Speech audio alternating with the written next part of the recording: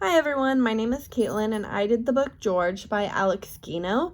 So for the criteria for evaluating realistic fiction, the first one I put that the themes that helped readers better understand life. So for this one I chose identity, transgender, staying true to who you are, and belonging and acceptance. I chose these ones because this book revolves around a kid who is perceived on the boy as the outside, but she truly feels that she is a girl on the inside. So identity played a huge theme, transgender played a huge theme throughout the book. She stayed true to who she was. She knew she was a girl and she followed through with that. Belonging and acceptance also played a huge theme in the book as well, because in the end everyone became accepting of her being a girl and wanting to be called Melissa. So the second criteria that I chose was the tone of the book being hopeful. So the first thing that I found hopeful was George tells her brother that she is a girl. And because of this, the brother is super accepting of it, and he actually says that it makes sense after putting everything together. And so that's hopeful for when George tells his mom later on. The second one is that George tells Kelly that he likes the name Melissa and that she's a girl. So this is hopeful because Kelly is super excited about this and she loves the idea of her BFF being a girl, and this gives the book a lot of hope, and probably children who are feeling the same hope as well, that they can be true to themselves and tell people how they feel. Another one is Kelly and George plan for George to take her place as Charlotte in the play. So in the book, there was a play coming up called Charlotte's Web, and George really wanted to play the role of Charlotte, but the teacher did not let him play that role. And so Kelly, her best friend, and George planned on her taking her place in the play.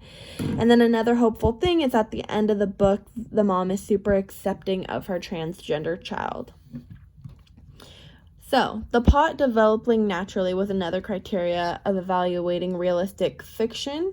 For the first one, I put George's best friend gets the part as Charlotte. So this is developing the plot and it's developing conflict, because this creates tension in the relationship before George even tells Kelly that she is a girl.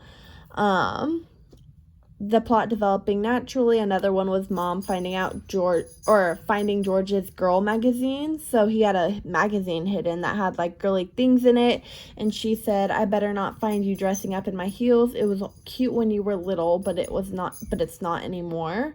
So that kind of created conflict in the plot as well for later on. The next one is that George wanted to play Charlotte in Charlotte's Web, but the teacher only wanted to pick a girl for that part. So that created conflict as well. That's what led to Kelly and George planning on George taking her place. And then the main one is George is seen as a boy, but she is a girl.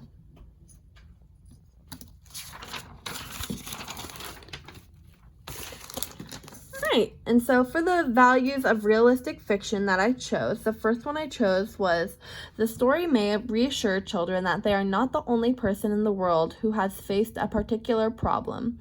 So this can reassure children who are youth and who feel transgender, who feel like the opposite sex. And then another one that I put is identity. So children may have problems with their identity and who they are, how they feel. This could even be through sexuality. And so that's another particular problem that one can know that they are not facing alone in. So the second value of realistic fiction that I chose is that the story provides models, both good and bad, for coping with the problems of being a human being. Stories filter out meanings from their own lives. So for this one, I put lashing out at others for not understanding. So I put this as a bad model. So when George and Kelly were best friends, she didn't understand why George wanted to be Charlotte for the play, and so he had not yet told her that she felt like a girl, and so she lashed out at Kelly for not understanding, and so they went through this period where they didn't talk for a little bit.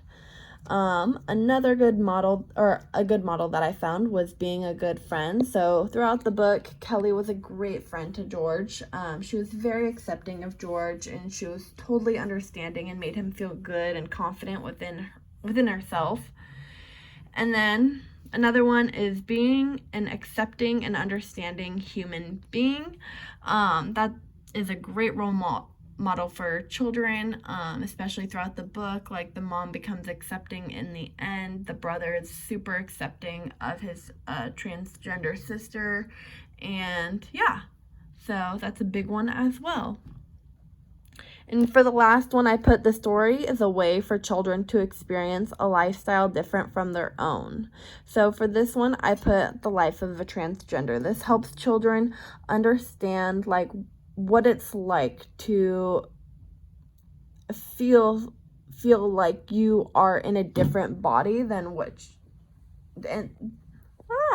sorry, mixing up my words here.